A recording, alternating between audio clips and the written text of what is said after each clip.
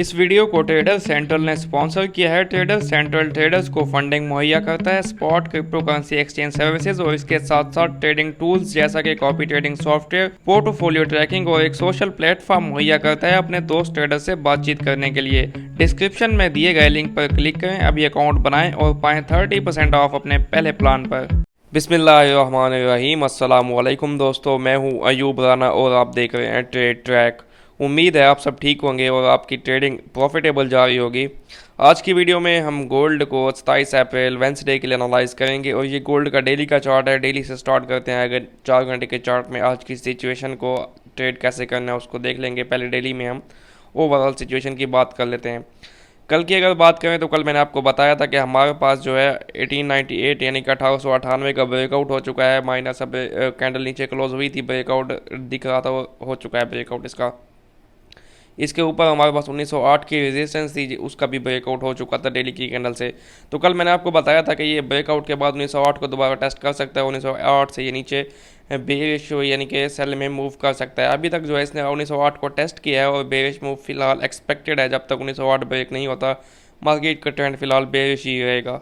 और अगर ये 1908 से यहाँ से नीचे गिरती है मार्केट और अगर ये 1908 के ऊपर डेली क्लोजिंग नहीं देती, इसके नीचे रहती है, तो फिर मार्केट जो है 1890 और 1886 की तरफ वापस आ सकती है। और अगर 1886 को ब्रेक करेगी गोल्ड की मार्केट तो वापस हम गोल्ड को जो है 1873 या 70 की तरफ देख सकते हैं।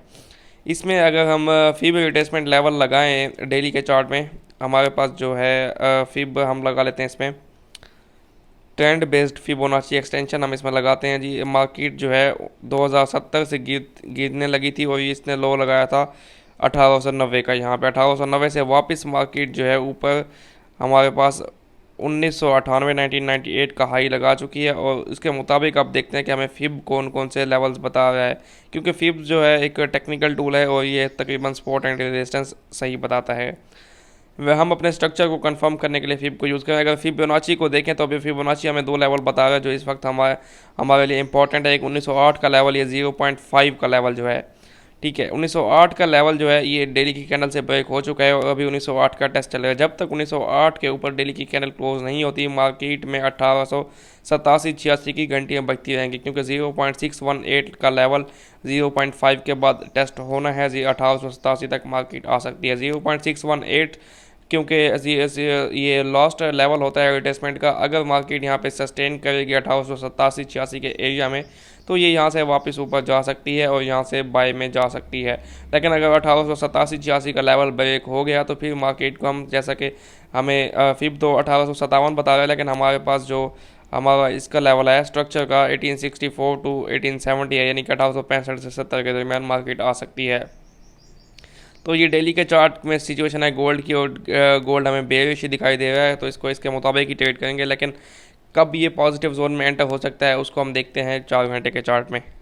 जी, ये जो है गोल्ड का 4 घंटे का चार्ट है हमारे पास और इसमें ये एक येलो कलर से मैंने एरिया मार्क किया हुआ है, रेक्टेंगल टाइप एरिया है, ठीक है। इसका जो हाई है हमारे पास वो 1908 कर लें, 1907.6 यानी 1907.6 का है, तो इसको 1908 कर लें। जबकि इसका लो हमारे पास 1898.10 का है, इसको 1898 कर लें, यानी कि 1908 का हाई है, 1898 का लो है। कल मार्केट इसी एरिया में ही मूव करती रही और इसके ऊपर या नीचे हमें कोई भी 4 घंटे की कैंडल की क्लोजिंग देखने को नहीं मिली। और कल मैंने अपने टेलीग्राम चैनल में आपको 1906 से सेल करवाया था, जबकि इसमें हमारा फर्स्ट प्रॉफिट टारगेट जो था वो हमारे पास 1896 का था। कल मार्केट 1895 तक आई है हमारे पास, 1895.8 तक, लेकिन स्प्रेड की वजह से हमारा फर्स्ट टारगेट हिट नहीं हुआ होगा तकरीबन। तो 1895 तक आई है, फर्स्ट टारगेट को टच करके गई है मार्केट हमारी। अभी तक मार्केट हमारी एंट्री से नीचे है। अभी आज के लिए सिचुएशन ये है कि ये जो येलो एरिया मार्क्ड है, जिन लोगों ने ट्रेड ली हुई है वो अपने ट्रेड को ब्रेक इवन कर सकते हैं या फिर छोटा स्टॉप लॉस कर लें 1800। और आप अगर 1906 से हम ट्रेड में हैं, 1912 का या 15 का स्टॉप लॉस कर लें तो ठीक है, बेहतर है, क्योंकि जब अगर 1908 का जो हमारा लेवल है इसके ऊपर अगर 4 घंटे की कैंडल क्लोज हो जाए, या फिर आप स्टॉप लॉस ना भी छोटा करें, तो आपको एक सिचुएशन में बता रहा हूँ कि अगर 1908 से ऊपर 1908 से ऊपर 4 घंटे की कैंडल, 1 घंटे में कल भी कैंडल क्लोज हो गई थी, 1 घंटे की कैंडल जो है इतना सही से स्ट्रक्चर को फॉलो नहीं करती, वहाँ पे लोअर टाइम फ्रेम में लोअर स्ट्रक्चर होता है। तो इसमें हम हायर टाइम फ्रेम को देखेंगे। अगर 4 घंटे की कैंडल 1908 से ऊपर क्लोज हो गई, तो इसमें जो सिचुएशन ये बन सकती है कि फिर ये गोल्ड हमारा 1918 और 20 की तरफ जा सकता है। तो हमारा स्टॉप लॉस 1920 था, स्टॉप लॉस भी हिट होने के चांसेस हैं, या फिर अगर वापस भी आती है तो हम अच्छे भले फ्लॉट में चले जाएंगे, फ्लॉट एंड लॉस में, और हम एक अच्छी एंट्री मिस कर देंगे। अगर 1908 से ऊपर गोल्ड की 4 घंटे की कैंडल क्लोज होती है, तो आपकी जो 1906 से ट्रेड है आप उसको क्लोज करें। उसके लिए उसके बाद आप क्या करें, आप वेट करें 1918 से 20 के लेवल का। 1918 से 20 के लेवल में जब गोल्ड आता है तो यहाँ से रिजेक्शन का वेट करें, और यहाँ से गोल्ड जो है नीचे सेल हो सकता है, अगेन यहाँ से इंटर हुआ जा सकता है। ये एक सिचुएशन है गोल्ड की अगर 1908 जो ब्रेक होता है। दूसरी सिचुएशन ये है कि 1908 अगर ब्रेक नहीं होता, तो दूसरी सिचुएशन उन लोगों के लिए जो अभी तक गोल्ड में एंटर नहीं हुए। अगर आप गोल्ड में एंटर होने चाहते हैं तो एक कंफर्म सिचुएशन जो हमारे पास बनेगी वो 1898 के ब्रेकआउट के बाद, 1898 का जब ब्रेकआउट होगा, क्योंकि कल सारा दिन 1898 ने गोल्ड को होल्ड किया है और एक भी कैंडल इसके नीचे क्लोज नहीं हुई। अगर आज 1898 के नीचे कोई भी 4 घंटे की कैंडल क्लोज होती है तो फिर आप यहाँ से सेल ले लें, जो लोग अभी तक एंटर नहीं हुए गोल्ड में, ठीक है।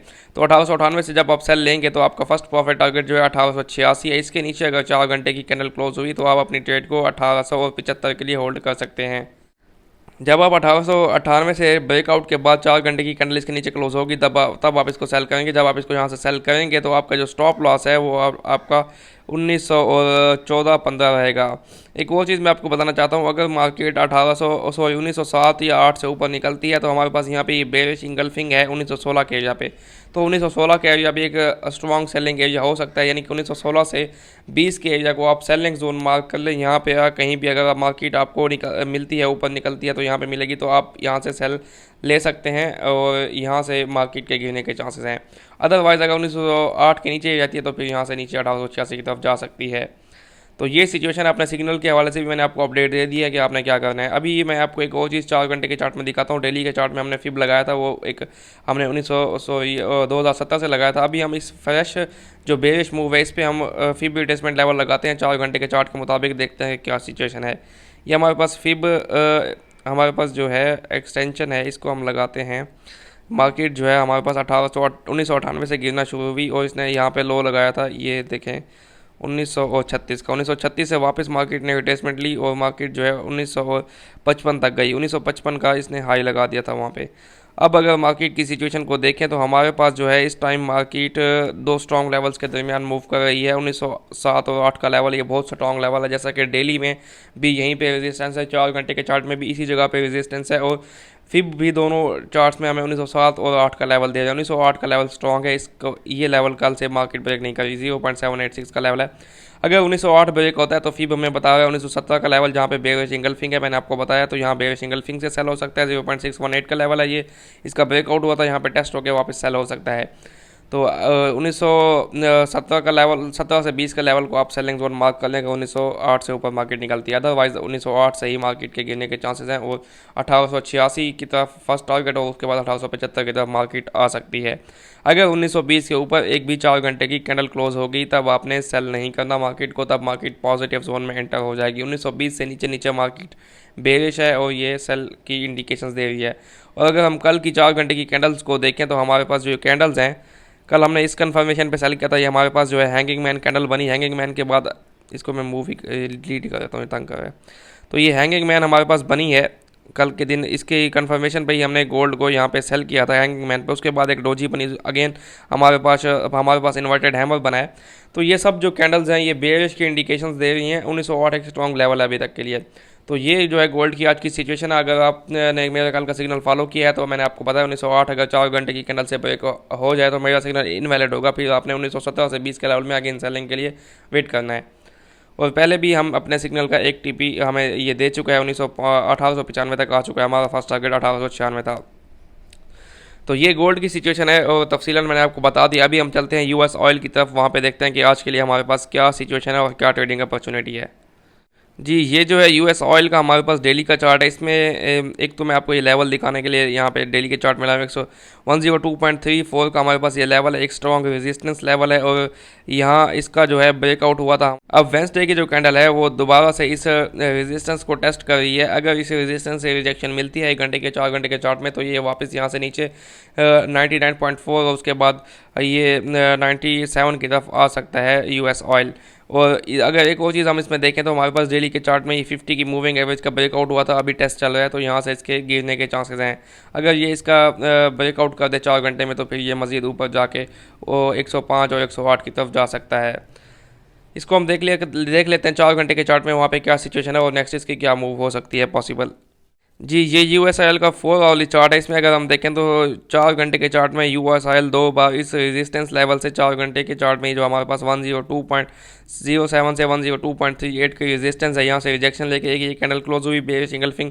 उसके बाद ये नीचे हमारे पास एक बुलिश कैंडल क्लोज हुई, उसके साथ ये बेरिश कैंडल क्लोज हुई। अभी एक कैंडल जो है दोबारा से अपनी मूविंग एवरेज और इस रेजिस्टेंस को टेस्ट कर रही है। ये कैंडल जो है हमारी क्लोज होगी 7 बजे, क्योंकि 3 बजे ओपन हुई है, सुबह 7 बजे क्लोज होगी। अगर ये कैंडल इस रेजिस्टेंस से ऊपर क्लोज होती है 102.47 से, या फिर इसको यहाँ पे अगर हम कर लें, ये भी एक रेजिस्टेंस लेवल है 103 तक कर लें।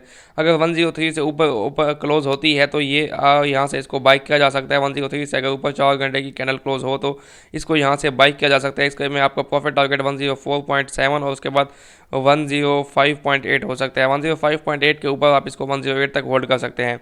सेकंड सिनेरियो इसमें ये है अगर ये कैंडल यहाँ से रिजेक्ट हो जाती है, जैसे कि 4 घंटे में और डेली में मूविंग एवरेज का टेस्ट हो जाए, यहाँ से रिजेक्शन लेके नीचे क्लोज होती है, तो फिर आपने उसी टाइम सेल में एंटर नहीं होना। आपने 1 घंटे के चार्ट में देखना है। अगर आपको कोई शूटिंग स्टार या फिर hanging man type candle stick मिलती है तो फिर यहाँ से आप सेल कर सकते हैं। इसमें आपका प्रॉफिट टारगेट जो है वो 199 होगा। उसके बाद 99 के बाद आप इसको 97 और 96 की तरफ देख सकते हैं यूएस ऑयल को।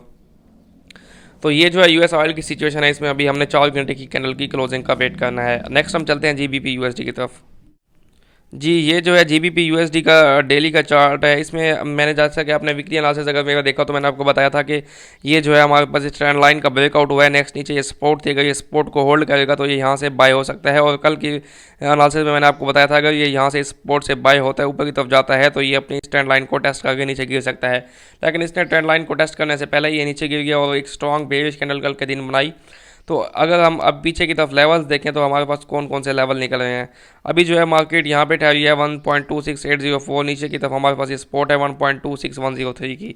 अभी 1.25494 पे मार्केट यहाँ पे सपोर्ट ले लिया। अगर ये मार्केट यहाँ पे इस एरिया को होल्ड करती है तो अगेन ये ऊपर की तरफ जा सकती है और इस ब्लैक लाइन 1.26173 से नीचे सेल हो सकती है। अगर इसके ऊपर निकल गई तो फिर ये एक बेस्ट पोजीशन जो सेल की हमारे पास बनेगी वो ये हमारे पास रेजिस्टेंस बनेगी जो पहले के सपोर्ट थी, स्ट्रॉन्ग सपोर्ट। अगर जीबीपी यूएसडी 1.27197 या 1.27200 तक आता है इस जगह पे, इस एरिया में, तो यहाँ से एक बेस्ट सेलिंग पोजीशन बन सकती है, क्योंकि ये ब्रेकआउट के बाद टेस्ट हो सकता है। यहाँ से सेल करके आप इसको नीचे 1.24800 तक होल्ड कर सकते हैं।